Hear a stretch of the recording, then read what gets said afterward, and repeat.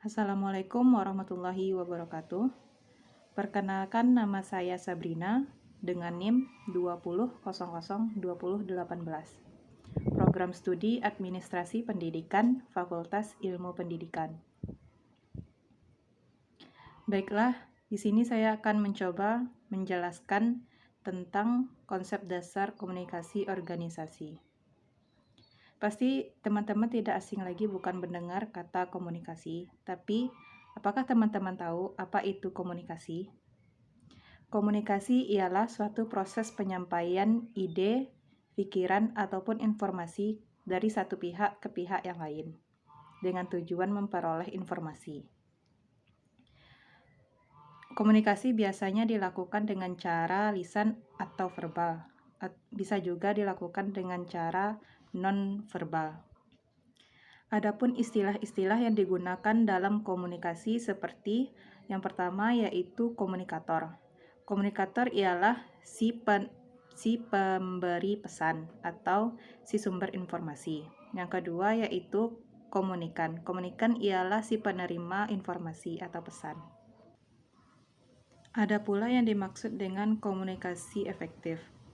Suatu komunikasi dikatakan efektif ketika pesan yang disampaikan oleh komunikator tersampaikan secara utuh kepada komunikan tanpa adanya pengurangan atau penambahan kata. Berhasil atau tidaknya komunikasi efektif ini sangat bergantung kepada komunikator. Karena komunikatorlah yang tahu bagaimana sifat bahasa yang digunakan oleh komunikannya. Jadi, langkah pertama yang harus dilakukan komunikator adalah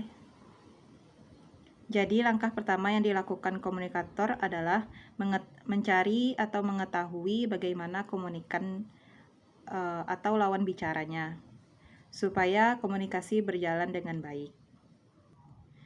Baiklah, kita lanjut ke unsur-unsur komunikasi. Unsur-unsur komunikasi ada 6. Yang pertama yaitu komunikator atau si pemberi pesan atau informasi. Dan yang kedua yaitu pesan atau informasi. Pesan atau informasi tersebut bisa berupa tulisan, lisan, maupun ekspresi wajah. Dan unsur yang ketiga yaitu media atau perantara pesan. Media yang digunakan ini adalah bertujuan untuk menumpuh pesan tadi kepada komunikan. Dan unsur yang keempat yaitu komunikan atau si penerima pesan. Objek yang menjadi sasaran pesan yang akan disampaikan. Yang kelima yaitu gangguan atau hambatan dalam berkomunikasi. Dan yang terakhir unsur-unsur dari komunikasi yaitu umpan balik atau respon dari si komunikan. Dalam berkomunikasi pastilah kita memiliki tujuan tertentu. Adapun tujuan dari komunikasi yaitu untuk membangun pengetahuan, membentuk sikap dengan tujuan menambah wawasan atau merubah wawasan. Ada tujuan, ada juga fungsi dari komunikasi. Fungsi dari komunikasi ini ada begitu banyak. Saya akan menjelaskan 3. Yang pertama yaitu sebagai media ekspresi. Si komunikator bisa menjadikan komunikasi sebagai media ekspresi. Entah itu ekspresi sedih, marah, ataupun senang. Yang kedua yaitu sebagai media pengembangan diri dan inovasi atau proses pengembangan diri kreativitas.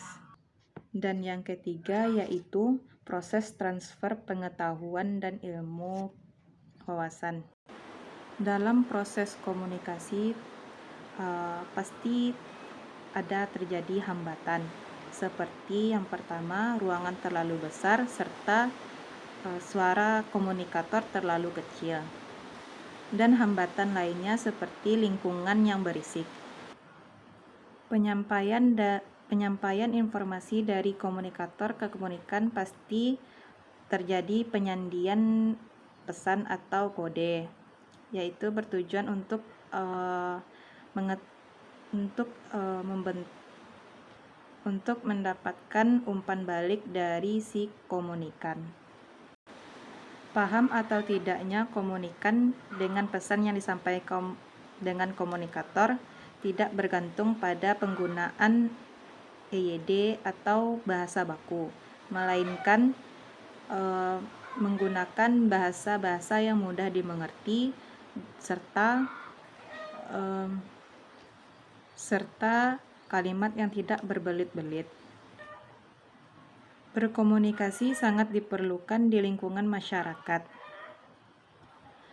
karena setiap makhluk hidup atau manusia hidup pasti melakukan komunikasi, baik itu dari sejak kecil maupun sampai saat sekarang ini.